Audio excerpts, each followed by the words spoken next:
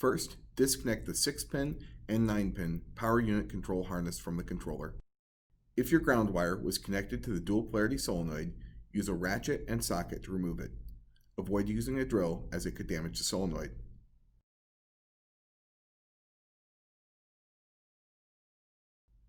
Then remove the green extend and yellow retract signal wires. Note the positions of the green and yellow wires. The green extend wire was on the forward tab and the yellow wire was on the reverse tab. The next wire to remove will be the power wire. Remove the power wire from the circuit interrupter. Note again that we use a ratchet to loosen the nut and then remove by hand to prevent cross-threading. Now we will remove the purple roadside and blue curbside valve signal wires. Take note of their position for when we reinstall them. While at the manifold, we can also uninstall our pressure switch harness. Last but not least, remove the gray valve signal wire from your lead front jack leg. Now we need to install our replacement harness. First, install the gray valve signal wire on the lead front jack leg.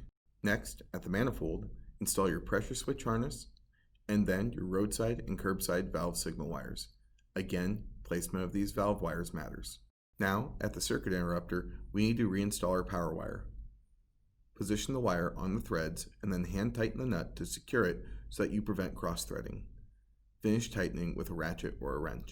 The next few connections at the dual polarity solenoid will be our ground wire to the side post, again remembering to tighten the nut by hand, and then with a wrench or ratchet to prevent cross-threading. Then we will place our green extend signal wire on the side of the solenoid that says FWD, and our yellow retract signal wire on the side of the solenoid that says REV.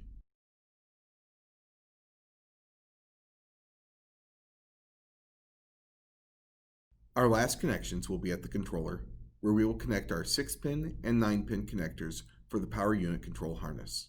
When finished installing the new harness, be sure to test the system for operation.